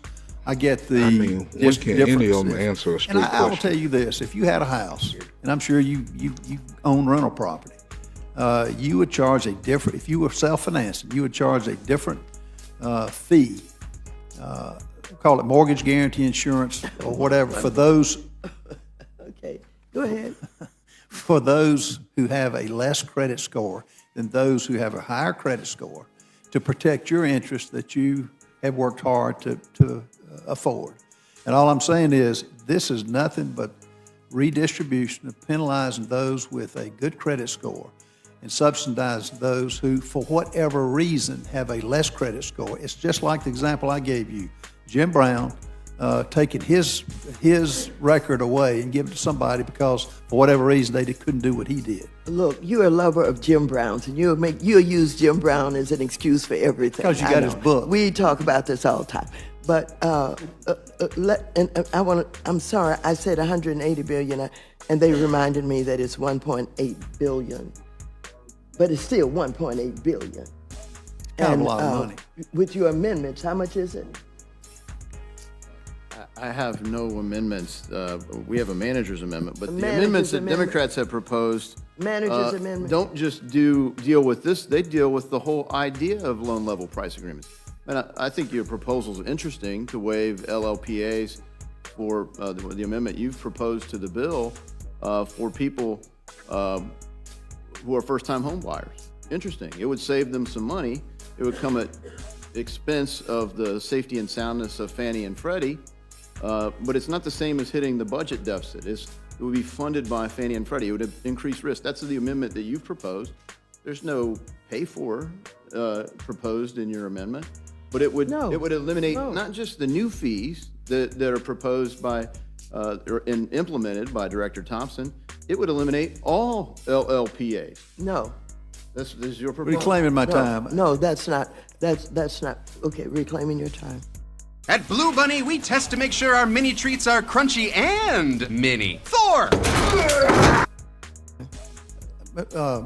Maxine, I'd love to see it again, a breakdown. You tell me, use whatever number of price for the house. You give me two breakdowns, and you tell me what's so fair about both hell of them.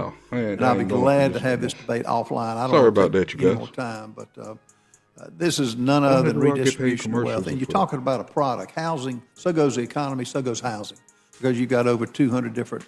You affect over 200 different areas that makes this a serious issue. And it's already hurting right now all across this country. I yield back. Thank you. Gentlelady from New Mexico is recognized for whatever questions she may have. Thank you so much, Chair. And, housing is really a major issue across this country. I have a very large rural district, and there's nowhere that I go that I don't run into people who want to be able to buy a home. And indeed, I worked for several decades with housing organizations to make sure that people could buy a home. Because we know, right, ranking member Waters, that buying a home is one of the best ways to get into the middle class, to pass on wealth to your children. And it's so essential. But right now, we have some of the lowest home ownership rates in the country, and especially when we're talking about Latinos and people of color, right? And rural people. I mean, my folks are not able to buy a home. When do they need help? They need help when they are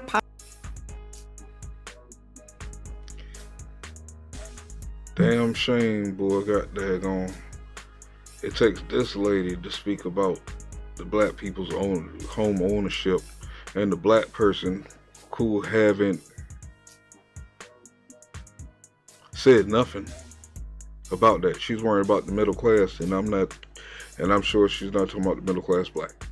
Talking about the middle class just in general. Not saying that she should be one-sided just for us, but we always talking about conversation and stuff like that. We have people sitting in these goddamn seats that don't even put us in the conversation. I'm just saying.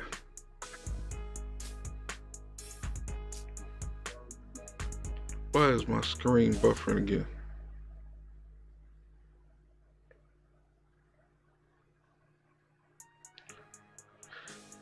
They must didn't like my daggone comment just then. I don't give a fuck. Find the when they are paying for that mortgage, right? At closing. And at closing is where they have these fees. That's right. Right? That's right. And what you have just described to us Yes. is that if you have to pay double for the fact that you don't have 20% down, it's working against you. That's right. It sounds to me pretty simple. So I haven't figured out the math yet, but it would be something like this. If somebody had $100,000, using easy money, they're going to spend $20,000 down. If you are working class, middle class, you might not have that $20,000 down. So you're going to pay for the private mortgage insurance. That's right. But you're also going to get docked for not having 20% down. That's right. It's a double charge. That's right. And so when we're talking about redistribution, what this rule was intended to do was stop redistributing to those who are more wealthy, right? That the redistribution that we're talking about is helping the middle class, standing with the middle class, helping the working families afford to buy a home. It sounds, is that it? Is that what captures it? Explain a little more to Ranking Member. Well, Is that I it? think you did explain it, but let me talk to Mr. Well, let me explain it. Well, you explained it quite well, and what they are eliminating in their discussion is the fact that those fees that everybody has to pay takes into consideration risk and everything else, and some of the stuff that I alluded to. When you pay the fees that you're being charged on top of the mortgage insurance, you, who were not able to pay the 20% down, are paying more than the person who happened to be able to pay 20% down. And these are your wealthier people, but you're hurting middle-class people. You're hurting middle-class people, That's and right. it's just an extra fee. It's a double That's fee right. you are paying That's for right. not having 20%. That's right. And that's it. And in doing this, you are also in the process making sure that the agency that these agencies have what they need to do their jobs, because they are essential That's right. to our housing market. That if we did not have these agencies, we would not see working families, young families. Like, what happens to nurses and teachers and people who are just starting their families? How hard is it to get a home for them? Oh, it's almost impossible now. And like I said, even for those who would like to think of redistribution, what I want to do is what you just did so well, and that is you're talking about middle-class people in this country, some of whom maybe a few years ago could have paid 20% down, but now their income hasn't kept up with the inflation and other kinds of things. They can't pay 20%. These are, as a matter of fact, they have you think that rich people are subsidizing poor people. Poor people are not buying homes. It's middle-class people that's buying homes. Right. And the cost is, again, a combination of the fees and the mortgage insurance that they're paying. Why the fuck it gotta be a class for you to buy a fucking home? I'm just asking. And look, the Chinese girl's still looking at her a funny way.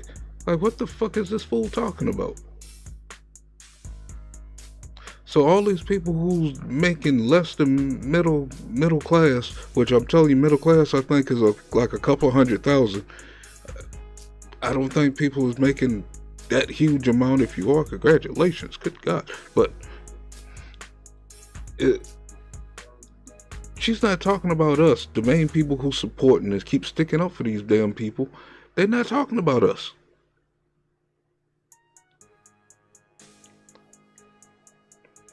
And I believe like 72,000 and below, you still considered the lower class. But I could be wrong on the numbers. If I'm wrong, I just had a reason to snap for no damn reason. And this equalizes. It equalizes it. That's what it does. So the title of the bill is the Middle Class Borrower Act. Does the bill favor middle-class families? This bill hurts middle-class families. Thank you, Chairman, and I yield back. Thank you. Gentleman from Kentucky is recognized for any questions he may have. Well, we've got a lot of acronyms today, and if you're not on financial services, you got to really pay attention. LLPA, FHFA, GSE. I'm leaving out any of the ABCs here. This sounds like a good bill to me. I support the underlying bill. I want to talk about the CBO score, though, which Mr. Davidson brought up. There's two fundamental issues here, I think. And the first is this $1.8 billion score from the CBO. Is it really costing the taxpayers or the government $1.8 billion? If what's happened here is an agency of the government, not Congress, but an agency of the government, changed their rules that effectively collected more tax on the people or from people, and then we undo it. Like, is that an accurate characterization of what's going on here, Mr. Davidson, or how did they come up with 1.8 billion that this scores at? Well, they have their model, and they claim that because we turn this off, and it'll take 2 years to go through the GAO study and implement something new, that we'll be foregoing $1.8 billion that they would collect. And to be clear, who collects the money? Fannie and Freddie collect the money. Now, the only way it hurts the Treasury is if FHFA plans to not let Fannie and Freddie, because as their conservator, much like Britney Spears' conservator, wouldn't let Britney Spears have her own money at times, they would keep it for themselves or put it in other uses. FHFA gets to decide which money gets to be retained earnings for the entities that they really confiscated back in 08-09. They wiped out the equity of it. They took it over. The conservatorship for Fannie and Freddie's gone on longer than Britney Spears' conservatorship did. And so to that extent, they wouldn't be money going to the Treasury. It would be money going to the balance sheet of Fannie and Freddie. And so if we turn that off, the question is, should we replenish it? Well, on April 30th, there was no money flowing there. This doesn't turn off all the loan level price adjustments, LLPAs. It just turns off the new thing that got implemented on May 1st. So on April 30th, they weren't getting the money. So the CBO score is scored forward-looking, saying, well, over these next 2 years, if this bill passes, we would have been able to collect that money. The question is, do we need to replenish what, frankly, if it was left to most of the people in the room, we wouldn't have never turned on? So, by the way, that's more nuanced and far more accurate than the way I described it, and I appreciate that testimony because now I understand better the sort of rigmarole that's going on that I think most of Congress is not going to understand before this bill gets voted on, unfortunately. Not as deeply as you understand. I mean, if Congress don't understand it, I know damn well I'm not understanding it. It's like I was in it for a minute, but then it's like they lose you with all these abbreviations. If you don't know what these abbreviations are, boy, they really hitting you with the goddamn blip-a-blam, boy. Damn. That's crazy right there. And we're going to end up seeing this go to Congress, too. think it's gonna be a good deal and shit. Find out 2-3 years later, boy, you got hit. You got fucked up. Understand it. But this gets me to the point I want to make here, Mr. Chairman. We've got a 72-hour rule for, people have 72 hours to read legislation. And for the first time in the 11 years I've been in Congress, we've been following that rule. We're now in our 6th month, and we're following the 72-hour rule. It's been painful. It's made it hard to pass some of the bills because rightfully, not because we take that much time to read it, but the American people get time to read bills. And I think that's important, and they give us their feedback. But here's the wrench that's been thrown into this 72-hour rule. When did you find out about this CBO issue, Mr. Davidson? Over the weekend, CBO really first notified Democrat committee staff, and then we found out as Republican committee staff. So over the weekend, we had to say, well, what are we going to find as a pay for? So we scrambled, found something that we could say, well, this is supposed to get turned off. We could just turn it off a year later, and it'll collect more than enough to pay for this. Which gets me to the point that this pay for, that's legislation that affects the budget that wasn't in. They weren't part of the bill.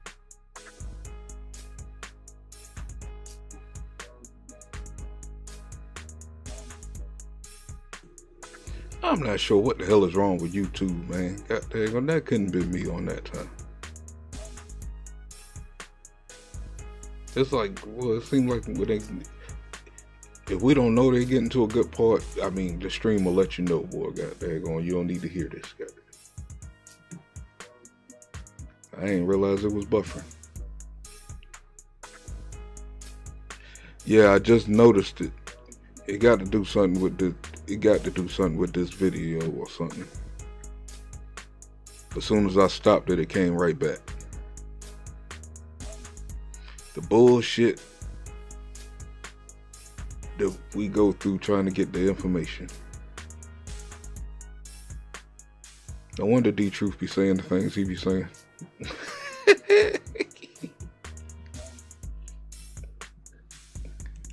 The 72-hour rule, but if you change a bill using an amendment, and we do that in the Rules Committee, as I would say, before it gets to the floor, but it's actually as a consequence of voting for the rule on the floor, if it's a self-executing amendment. It's a matter of degree, obviously, and for technical changes, I don't have an issue with fixing a bill after, and not giving people the full 72 hours to see the fix. But once you start getting into things like how do we patch a $1.8 billion problem that CBO created over the weekend, and I would say created because I don't necessarily agree with the way they came up with this score, that's the thing that I'm wrestling with right now is it right for us to change this bill with less than 72 hours to see it in a way that makes it more amenable to the budget folks? Sorry, I'm wrestling with sort of an existential Rules Committee question, but let me ask you, to the budget folks in a way that makes it more amenable to the budget folks in a way that bill with less than 72 hours to see it in a way that makes it more amenable to the budget folks. Sorry, I'm wrestling with sort of an existential Rules Committee question, but let me ask you how you feel about the manager's amendment. Is it kind of a take it or leave it, or? Yeah, I mean, I think it's a fielder's choice for the Rules Committee in terms of how you apply the. So what are they saying is they change rules in a lot of these bills or acts or whatever they keep calling these damn things, and the people have up to 72 hours to overlook it. Who are the people that be overlooking this if he said they've been doing it the whole time that he's been on these committees and stuff for the last few years and stuff? Because we don't know this stuff come out. Who the hell is overlooking this stuff so this stuff can get through? Man, the questions, boy. The more you look at these people, the more questions keep coming up. It's like, what the hell have y'all been getting away with for all these years? The rules. And I do think it's, a question for degree. I don't envy your job, nor would I really want to be on Rules Committee. But you do wrestle with these things. And you could see a manager's amendment that is like this, that's okay, we'll find a pay for it to address it. It's not a major change, but it is a change. It's substantive. And it poses a 10 basis point fee on everyone who gets a Fannie Freddie mortgage. I mean, that's a material difference. It certainly would cross the REINS Act threshold if we had that. But if you look at other managers' amendments, we've seen managers' amendments that have been pretty dramatic overhauls to the legislation because it was a deal cut, down in the basement as part of a negotiation somewhere, and this is what all the factions could agree to. And suddenly we're voting on it at 10 o'clock tomorrow morning.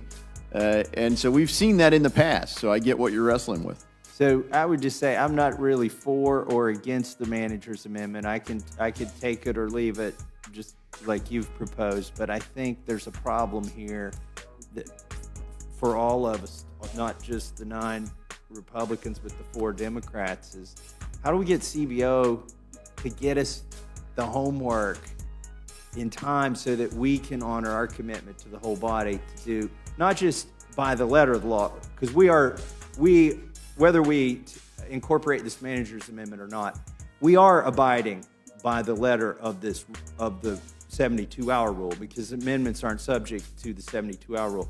But the spirit of it could get violated in more extreme cases. Not in this case. I agree with you. This is not one of those cases where a bunch of people cooked up something that changes the entire nature of the bill. The manager's amendment is a technical fix to a technical problem.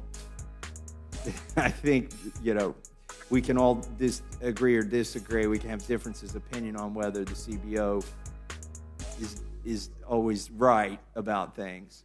But it's kind of hard to agree with somebody if you don't know what the technical issue that they're talking about. Yeah, Gabe, I been had a Cash App. $ Real Mad TV. But if we don't know,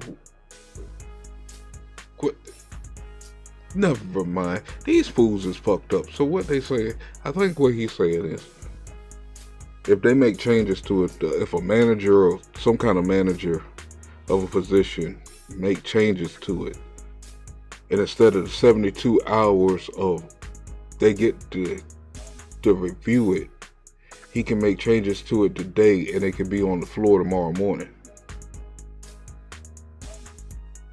without them overseeing nothing. That's how it's been going for the last 2.5 years, I thought. I mean, I could be wrong. Let's close by saying I think long term we need to address this issue. Surprises are for little kids at birthday parties.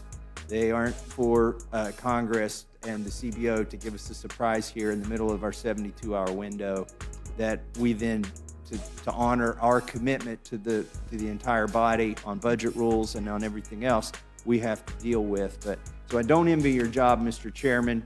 I might have.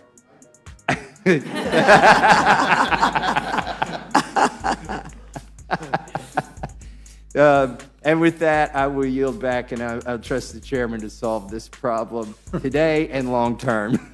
Thank you very much. The gentleman from Colorado is recognized for any questions he may have.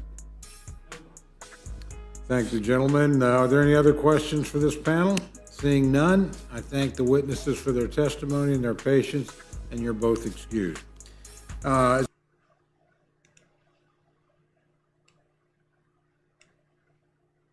And there you go right there. That is the Middle Class Borrowing Protection Act of 2023. It was kind of difficult to follow after a while. that was just something I ran across when I seen the highlights earlier. Them that little exchange where I didn't know that Maxine had started off so hardcore.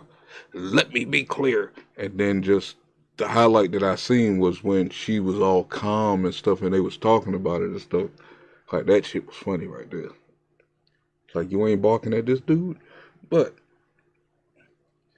very interesting topic. You know what I'm saying? Somebody might get some knowledge from it if they into that arena of home buying and property buying and things like that. I should have did the story on the chicken sandwich instead, boy. I'm still thinking about that chicken sandwich. We in trouble, Gabe. Chicken sandwich goes back on sale today at Popeyes. Please stay away from it. I mean, I still might do a show on it, because then there was some other stuff that I seen, man, of something is wrong with our people, man. I don't know what the hell, boy. Damn. It's like they getting brave. Pretty soon, I think we're going to be the most hated in the country. I think that was the mission of all this stuff, you know what I'm saying? Complaining about everything, make us feel oppressed so we can keep acting out just to make us the most hated in the country. Because some of this stuff these young folks doing, man, is and they think it's funny. We got social media. The world can see you. It's like, damn. And just brave with it too. But again, yeah, y'all beware. The chicken sandwich is out there. Man, fuck it. Let me just talk about it because it's probably on y'all's Google feed anyway. And right there at the top. This damn young black girl claims that Wendy's was taking too long with her order. She claims that she was sitting around for an hour, which I doubt very seriously. Not in no Wendy's. You know what I'm saying? They time everything for as far as what I can remember back in the mid-90s. You know what I'm saying? They time everything on how they do things. I mean, sometime in the afternoon and stuff when they switch shifts to the high schoolers and stuff, yeah, it do be a little delay and stuff, but they high schoolers, let them do their thing and stuff. You know what I'm saying? There you go. But this fool decided to walk behind the counter, set up her phone on TikTok. She set her TikTok feed up, went back there, didn't wash her hands or nothing, sticks her hands all up in the food, lay her bread and stuff on the counter, you know what I'm saying, nothing under it, putting her hands all up in the trays, making her sandwich and stuff, and think this shit is actually funny. You should have seen how out of shape this motherfucker was. Matter of fact, hold on. Let me see something. Let me see. Because I still might be set up. Am I? No, I'm not. I turned it off. I thought I still had it set up on the Chrome or whatever. I mean, disgusting, man. I mean, she just out of shape. She one of those out of shape girls, man, that just want to wear tight stuff and shouldn't be wearing the tight stuff. She can go a little bit more looser and everything will still look attractive. But she one of those, you look like you don't exercise at all and you angry because Wendy's, a fast food place, is taking too long to make your sandwich. I wanted to comment and say some rude shit, but like, go home and cook, motherfucker. No, these young motherfuckers don't know how to cook. I guarantee they don't know how to cook. Maybe that's the reason why the housing is so low in the low income phase. These motherfuckers don't want no house to cook. God dang go, man. Man, how you gonna get mad at them? You in their establishment. I understand that there's a business, and yes, they should be speedy, but I don't think you were sitting there for an hour, and then for you to go behind the counter, which is a crime, and you recorded yourself and put it on TikTok. These have got to be the youngest, dumbest people, boy. And if this group right here eat the chicken sandwich, it could be all she wrote for us, man. It could be. You see what happened the last time? People were diving through goddamn drive-through windows and shit. I think somebody got shot not too far from us and shit, from me or whatever. You know what I'm saying? In line and shit, waiting for the chicken sandwich. and they got a new one out, buy one, get one. It's an odd time for it to come out.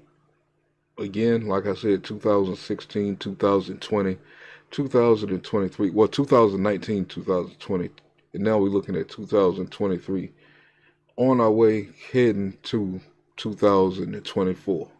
This don't look good. I stick with Undercover Brother, the movie. I think Popeye's goddamn Colonel boy might be doing something to the recipe, boy. There going something ain't right. But that's just my opinion. Goddamn, you ain't got to believe it, but just be aware, especially if you go to Popeyes. There's crazy folks out there. Even if you don't want the chicken sandwich, you might just want a 2-piece and a biscuit. You know what I'm saying? There still might be a crazy fool up in there that want the chicken sandwich and will do anything to get the chicken sandwich. But with that being said, as I find news and stuff that I think I could just jump on and stuff and get it rolling, I'll be back. I know I say that every day. One day I'm going to surprise the hell out of y'all and be live for like 24 to 48 hours. Yeah, there you go. But with all that being said, you like this video, you enjoy the content that matter, be sure to hit that like button. You know what I'm saying? Subscribe to the channel, hit the bell. If you have more info that you want to donate to this topic, comment down below. You know what I'm saying? And also, if you want to donate to the channel, help this channel grow, please hit up $ Real Mad TV. And I think that's it. Another good show. I want to thank everybody who came through. Gabe, D Sizzle, Sirius, E Brooks, Mookie, B Sugar, 6ix9ine, PMP, come correct. Let me see. If I missed you, Tanya Renee, I think that was it.